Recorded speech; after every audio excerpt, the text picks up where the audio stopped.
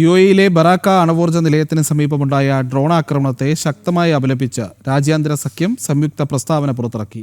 UAE, US, UK, France, Saudi Arabia, Japan, European union എന്നിവയുൾപ്പെടെ ലോകമെമ്പാടുമുള്ള 80-ലധികം രാജ്യങ്ങളാണ് ആക്രമണത്തെ കർശനമായി അപലപിച്ചിരിക്കുന്നത്.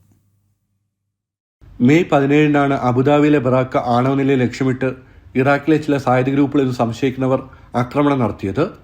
ആണവ നിലയത്തിന്റെ സുരക്ഷാ പരിധിക്ക് തൊട്ടുപുറത്തുള്ള വൈദ്യുത അടിസ്ഥാന സൗകര്യങ്ങളെ ലക്ഷ്യമിട്ടായിരുന്നു ആക്രമണം.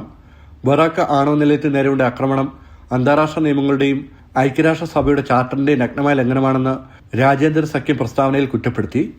തങ്ങളുടെ മണ്ണ് മറ്റ് രാജ്യങ്ങൾക്കെതിരെയുള്ള ആക്രമണങ്ങൾക്കായി സായുധ സംഘങ്ങൾക്ക് വിട്ടു നൽകില്ലെന്ന് ഉറപ്പാക്കാൻ എല്ലാ രാജ്യങ്ങളും ബാധ്യസ്ഥരാണെന്നും പ്രസ്താവന ഓർമ്മിപ്പിച്ചു.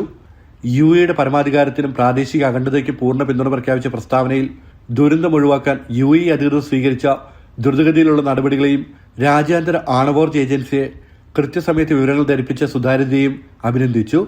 നിലവിൽ ബറാക്ക നിലയത്തിന് ചുറ്റുമുള്ള റേഡിയേഷൻ തോത് പൂർണ്ണമായും സാധാരണ നിലയിലാണെന്ന് അധികൃതർ വ്യക്തമാക്കിയിട്ടുണ്ട്. UAEയുടെ federal authority for nuclear regulation മേൽനോട്ടത്തിൽ രാജ്യാന്തര ആണവോർജ്ജ ഏജൻസിയുടെ കൃത്യമായ സുരക്ഷാ മാനദണ്ഡങ്ങൾ പാലിച്ചാണ് ബറാക്ക ആണവ നിലയം നിർമ്മിച്ചിട്ടുള്ളതും പ്രവർത്തിക്കുന്നതും. ജനം, ദുബായ്.